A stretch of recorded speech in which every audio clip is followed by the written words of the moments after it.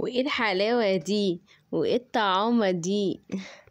بصوا بقى النهاردة عملت لكم ايه؟ احلى اكلة في الدنيا، انا بحبها قوي وطبعا ما بيختلفش عليها اصلا اتنين. عملنا كده كفتة ورز بسمتي وعملنا جنبها سلطة وبس.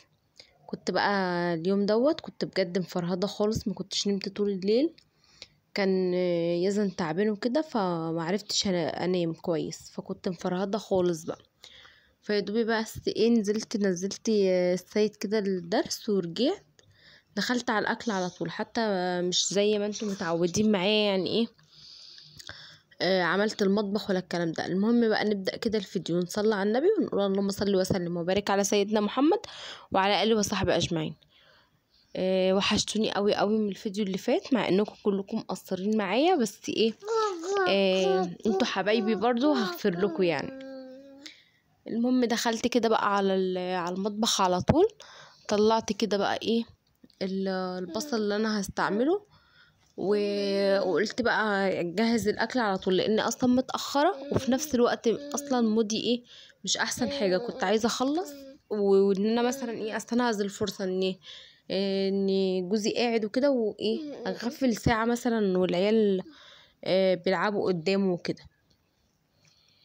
المهم جيت بقى دخلت على المطبخ، رحت منضفه البصل كله وحطيت بس كده ايه كيس في الباسكت بتاع الزبالة كده عزكم الله. وقلت بقى ايه اخلص الدنيا الاكل كده حواليا الاول، وبعدين قدرت ان انا اعمل المطبخ هعمله، ما قدرتش خلاص مش هاجي على نفسي اكتر من كده يعني. مش هرهق نفسي واتعب نفسي على الفاضي. كده كده هيتعملوا يعني، مين هيعملهم؟ برضو انا اللي هعملهم. فما اجيش على نفسي عشان خاطر ايه طبعا معايا عيال وكده، فمش ينفع ان انا اعمل حاجه تاثر على جسمي وكده وابقى مفرهده بقى. وكان بقى يزن تعبان وكان يدوبه يقوم يعيط يروح السيد كمان صاحي من النوم حتى لو نايم الكلام ربنا كده ايه يعيننا ويعين كل الامهات. جبت بقى ايه كان عندي بصل بس كان متوسط كده، حطيت يجي 5 كده 5 بصلات كده وبعدين رحت نازله عليهم بقى بنص كيلو اللحمه، خدتهم كده لفتين وبعدين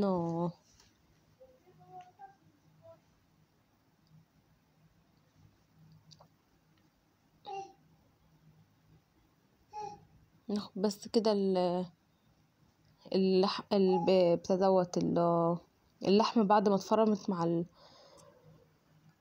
صل وسلم وبارك على سيدنا محمد مع البصل، بنحط عليها بس بهارات ملح وفلفل وخلاص على كده، ما بحطش عليها بهارات كتير. اجيب بقى كده معلقه، ولا لو عندك مثلا حاجه بتصبع عليها تصبع عليها.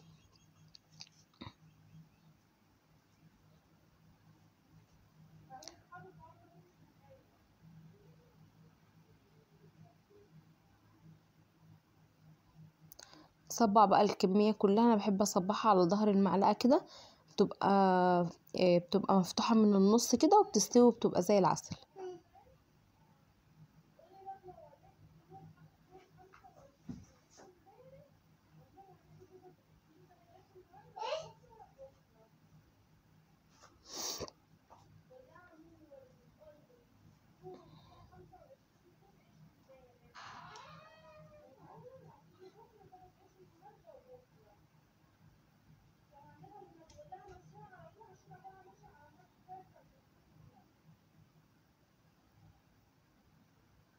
خلص بقى الكميه كلها كده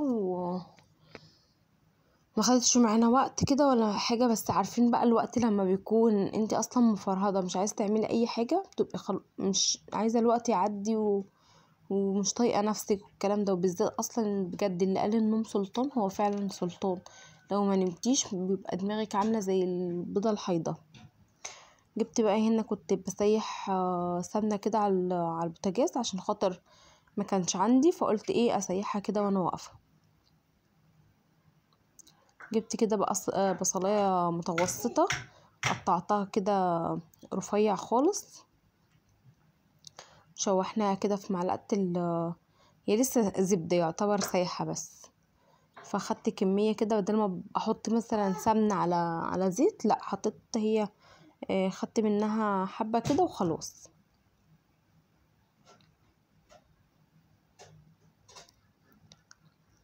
نشوحها كده وبعدين ننزل عليها بقى ايه اللهم صل وسلم وبارك على سيدنا محمد وعلى اله وصحبه اجمعين. قرنين شطه كده بصراحه بيودوا الرز ده في مكان تاني خالص، حته تانية وتالتة خالص.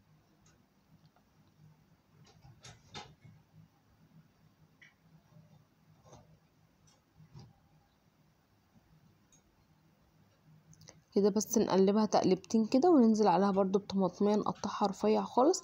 عايزه تبشريها في المبشره بشريها، بس انا ايه قلت مش مستاهله اطلع المبشره وكده، كنت عايزه اخلص بسرعه كده.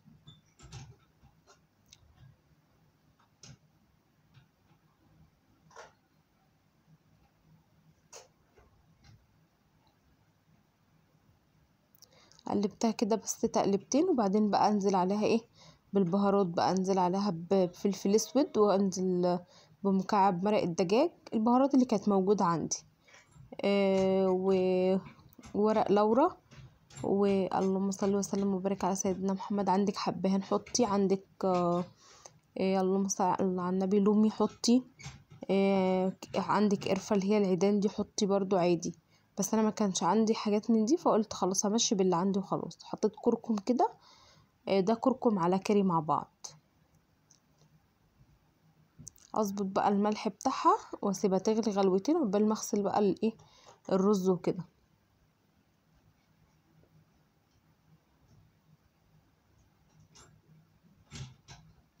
هنا بقى كانت المية غليت ونزلت بقى بكمية الرز دوت، نص كيلو رز حطيت عليه مثلا يعتبر ايه كيلو الا قصدي لتر الا بتاع دوت مية.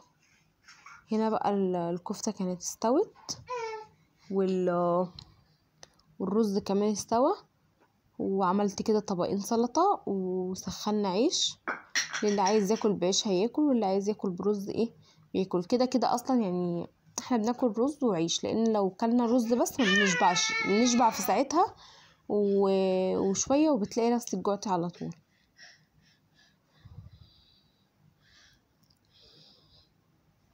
السيد بقى اللي كان طالب الاكله دي فما ينفعش طبعا ايه يطلبها وما عملهالوش يعني. عرفت كده بقى ايه طبق رز ورصيت عليه كده الكفته، ونغرب بقى طبقين سلطه كده والعيش وخلص على كده، واكله هنيه بتكفي 100. ومتاخدش ما خدتش معانا وقت، بس ايه الصحه بعافيه شويه. ربنا يدينا الصحه ويديكوا الصحه يا رب، ويخلينا لعيالنا ونقدر ان احنا نحقق لهم كل اللي يتمنوه، وربنا يرزق الجميع يا رب، ويرزق ابهاتهم بالرزق الحلال اللي يخليهم كل اللي يطلبوه ويتمنوه يلاقوه. جيت بقى كده خلصت تسخين العيش، هحط بقى الصينيه واحط عليها الاكل وخلص على كده. اللهم صل وسلم وبارك على سيدنا محمد وعلى اله وصحبه اجمعين. رجعت اصلا شلت الكفته دي من على الرز بقى، عشان طبعا مش هيعرفوا ياكلوا كده، حطيتها في طبقين كده ايه جنب الاكل، بس ايه بعيد على التصوير وكده.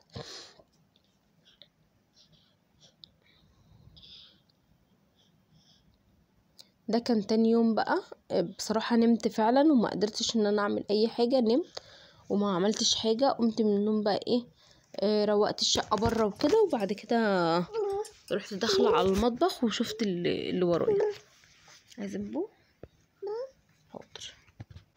دخلت بقى كده على المطبخ بقى ايه، حبيت ان انا الم بقى الحاجة كلها اللي حواليا. كنت طبعا مسيحة السمنة، فضيتها بقى في العلبة بتاعتها، وطلعت بقى ايه ان انا طلعت الحلة لوحدها والطبق لوحدها، وحبيت ان انا ايه ابدأ بالكوبايات والازايز كده. وبعد كده قلت بس افضي الحوض لان مش هعرف اقف اعمل حاجة وهو مكركب كده، ففضيت الدنيا عدلت الدنيا حواليا كده. وبعدين بدأت ان انا ايه يعني بدأت حاجة حاجة. بدأت الاول في الازاز والكوبايات كده، وبعد كده بدأت بقى في الايه، في الحاجات اللي هي الطباق والكلام دوت، وبعد كده بقى الحلل. بس حبيت ان انا افضي الحوض كده حواليا عشان خاطر ما كنتش هعرف اتعامل خالص وهو مكركب كده.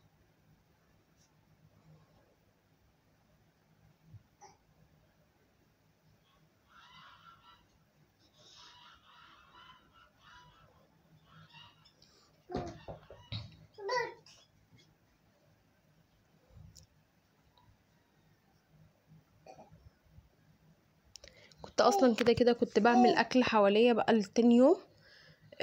بس بصراحة ما صورتوش اصلا معاكم، لان كان باقي اكل، يعني ايه، باقي رز من قبلها بيوم وكده، فعملت بس حاجة كده خفيفة جنبه وقضينا اليوم يعني.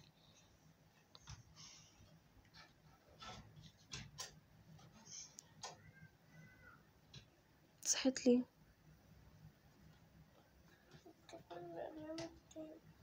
يلا ندخل ننام تاني.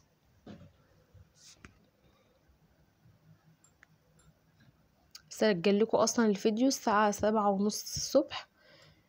فقلت بقى ايه عشان يحمل براحته، لان النت بعافية خالص اليومين دول. مش عارفة بقى بيشطب، بس ميعاده اصلا لسه مخلص وما جاتلناش رسالة وكده، فبعافية خالص. فقلت اسجل لكم الفيديو بقى بدري واحمله بدري عشان ينزل. مش زي النهاردة الفيديو انا محملاه من امبارح، نزل لكم يعتبر الساعة كام، 3 أو 4 الفجر. فانا ما كنتش حابة كده، كنت حابة ان انا انزله زي ما بنزله اقصى حاجة خالص الساعة 12. هنا بقى كنت غسلت دول كمان. لا كنت مليت الازايز وكده، وارجع بقى اغسل دول. حطيتهم كده بس فتحت عليهم المية، ارجع كده بقى اغسلهم واخلص بقى المطبخ كله مع نفسي. قلت مش هطول عليكم بقى ايه المواعين وكده.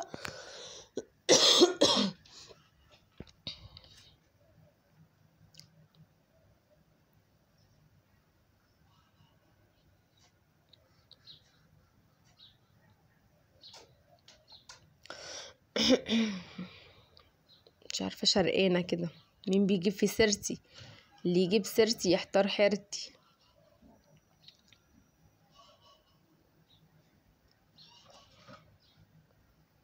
غسلنا بقى حبة المواعين وخلصنا وخلصنا. خلصت كده ايه حبة المواعين، قلت بقى ايه، كنت ببص على في البوتاجاز، على البوتاجاز يعني. قلت اخلي افصل الفيديو بقى واخلص كده المطبخ مع نفسي، وارجع بقى ايه اوريه لكم كده. الحوض بقى 100 وحاطه بس الحاجات دي تتصفى، وطلعت دورة الغسيل دي من الغسالة. وكده ايه عملت كبد وقوانص جنب حبة الرز اللي كانوا باقيين، وقلت بطاطس وعملت سلطة، وبس كده. واسيبكم في رعاية الله، وباي باي.